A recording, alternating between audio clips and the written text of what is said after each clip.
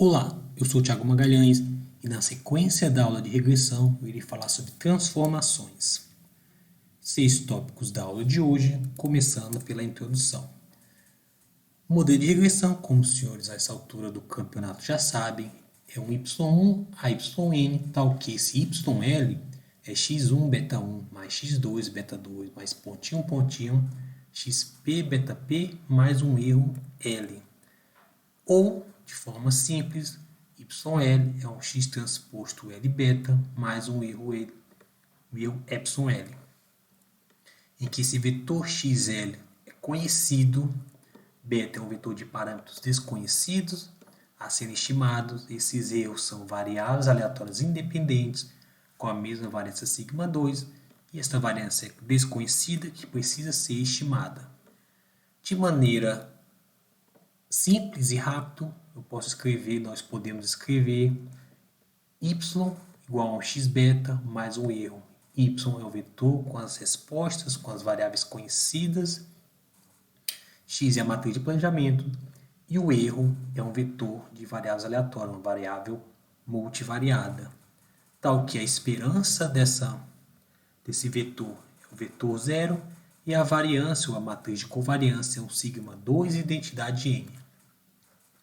Resumindo, a relação entre as variáveis resposta e as preditoras é linear. Os erros têm média zero, variância constante e são não correlacionados.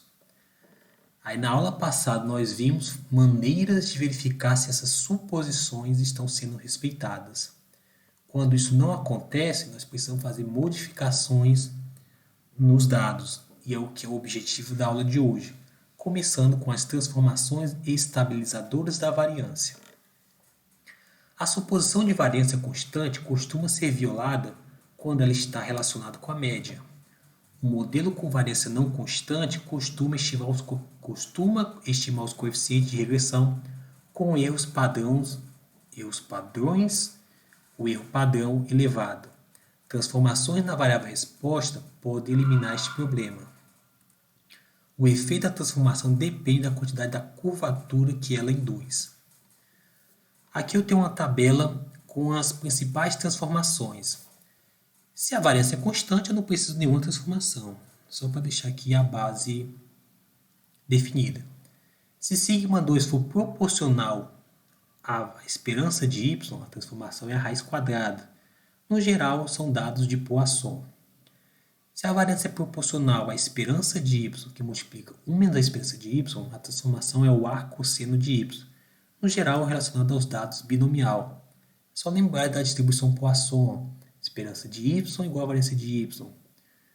E na binomial, se P é a probabilidade de sucesso, a esperança é NP e a variância é N, que multiplica P 1 menos P. Mais 3 relações e mais 3 transformações.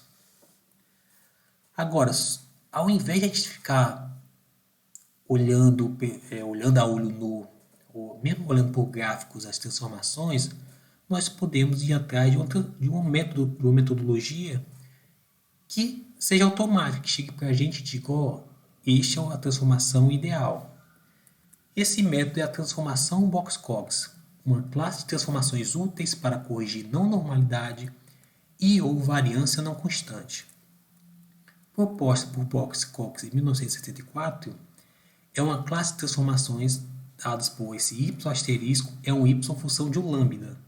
Este lambda é um parâmetro adicional a ser estimado.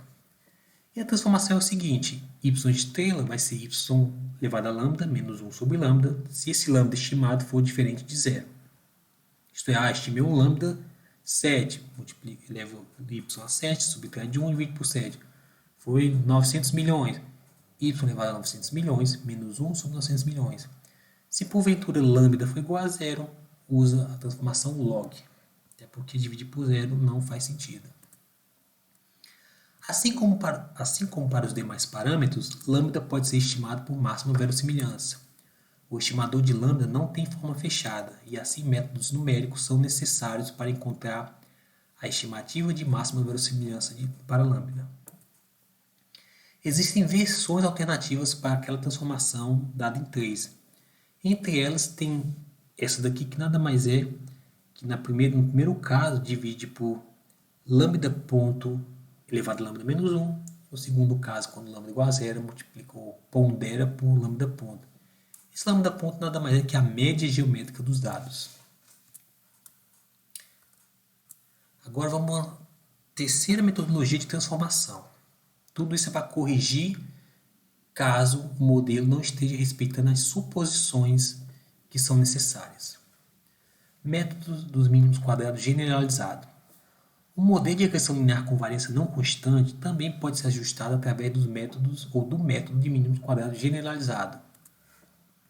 Neste método de estimação, os desvios entre o valor observado e esperado da variável YL é multiplicado por um peso WL, escolhido de forma que ele seja inversamente proporcional à variância de YL, L de 1 até N, que é o tamanho da amostra.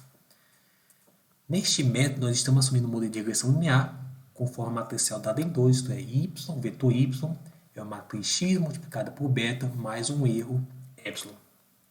Só que aqui, a esperança se mantém, a esperança do vetor de variável resposta é zero, porém, no caso do erro, a variância do epsilon é um sigma 2 ou uma matriz V, essa é uma matriz qualquer. De jeito nenhum, no caso não é identidade.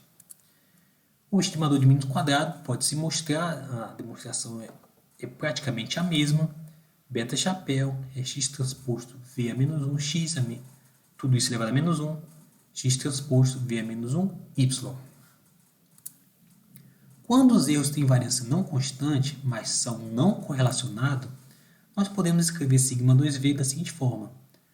0 fora da diagonal principal, e na diagonal principal é 1 sobre W1, 1 sobre W2, até ponto 1 sobre WN. O procedimento é usualmente chamado de método dos mínimos quadrados ponderados. O estimador fica como beta chapéu, x transposto W, x a menos 1, x transposto WY. Guardem bem esse formato aqui, que os senhores irão ver muito em modelos lineares generalizados. Mas algumas considerações. A grande dificuldade deste procedimento é que a matriz V precisa ser conhecida. Caso contrário, um chute inicial precisará ser dado e reestimações precisarão ser feitas. E para encerrar a aula de hoje, vamos a uma aplicação. São dados de Montgomery 2021, página 180, na edição 6. Uma empresa de energia investiga a relação entre a demanda no horário de pico, vou chamar de Y em kW, e o total de energia, que é X2 em kWh, utilizado durante o mês de agosto, com o gráfico de dispersão apresentado na figura 1, que é o próximo slide. Após o ajuste dos dados, nós temos o seguinte modelo estimado: YL chapéu é menos 0,8 mais 0,04 XL2. O tamanho da amostra é 53. Notem que a gente pode ter uma demanda negativa, que já não parece fazer sentido. Aqui o gráfico de dispersão, aparentemente à medida que a energia utilizada aumenta, no horário de pico a demanda por energia também aumenta. Tem só esse ponto aqui que está se destacando, mas a princípio parece que está tudo ok. Está aqui o ajuste, beta 1, beta 2, estimativa, erro padrão, a estatística para testar se beta 1 é igual a 0 e para beta 2 igual a 0. Isto é, se esses parâmetros são significativos. Se beta 1 não for significativo, não tem intercepto no modelo. Se porventura beta 2 não é significativo, não tem regressão. E se os dois não for significativo, é porque você poderia estimar a média de y a partir do zero. O zero seria a média estimada. Região crítica para alvo 5% é um t em módulo que é maior que 2,008. No caso aqui, como não é maior a 5%, beta 1 não for significativo. Isto é, nós temos um modelo sem intercepto, que parece fazer sentido. Quadrado médio resíduo estimado, 2,488. Eu peguei só um gráfico de resíduo, que é o suficiente, os outros são semelhantes, que é a variável resposta ajustada e o resíduo estudentizado. No caso, para cobrir o gráfico todo, é o estudentizado externamente, que é o RStudent. Como Pode-se ver aqui, à medida que cresce no eixo x, ou à medida que aumenta o valor da variável resposta, a variância parece estar aumentando também. Se lembrar da aula passada, parece ter um formato de funil. E tem esse pontinho aqui bem afastado. Há um indício que algo está errado nesse modelo. A variância parece não estar constante. O que eu sugiro? Eu fiz a transformação Box-Cox. Quando vocês olharem o algoritmo, vai ter lá a fórmula mais simples do R. Eu vou maximizar a verossimilhança e vou pegar o lambda que maximiza essa verossimilhança. No caso aqui, o gráfico arredondou para 0,6, mas a estimativa é 0,5454. Aqui um intervalinho de confiança, que dá para dizer que está entre 0,3 e 0,7.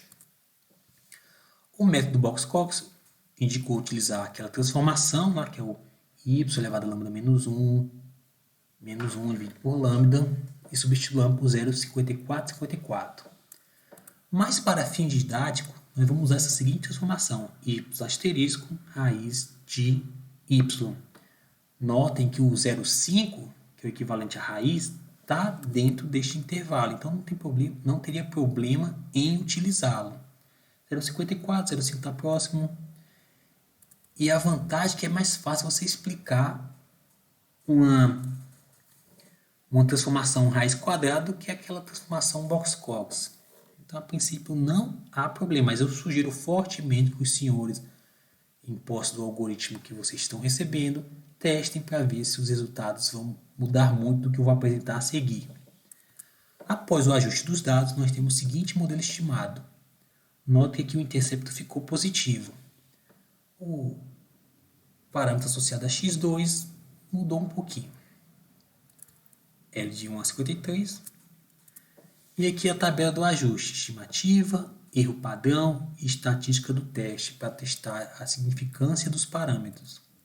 Região crítica não muda. E aqui o que mudou foi que todos os parâmetros ficaram significativos, a 5%. Quadrado médio resíduo diminuiu um pouquinho. E para efeito de comparação, eu coloquei o gráfico de resíduos anterior com um dos dados transformados. Notem aqui, parece haver um formato de funil, isto é, uma variância não constante. Aqui a gente já não tem mais a princípio ignora esses dois pontos. Parece estar distribuído de forma aleatória. Tem esse ponto que saiu está fora do menos 3. Seria interessante verificar que ponto é esse. Tem um ponto afastado, mas uma coisa que é vantajosa desse lado aqui, olha a escala da variável resposta ajustada, de 0 a 12,5. Aqui ficou de 1 até 4. Então parece que dá para a gente manter essa transformação. Parece ser uma transformação que deixou o modelo que respeitou as suposições. Por fim, as referências da aula de hoje, o artigo clássico de Box-Cox de 64, o livro de Montgomery. Na edição 5 também tem esse banco de dados, caso os senhores tenham acesso a ele. Dúvidas, entre em contato pelo meu e-mail profissional, pode ser via Google Classroom, onde vocês estão recebendo esses arquivos. Como backup, tem a minha página profissional também. Sem mais, muito obrigado.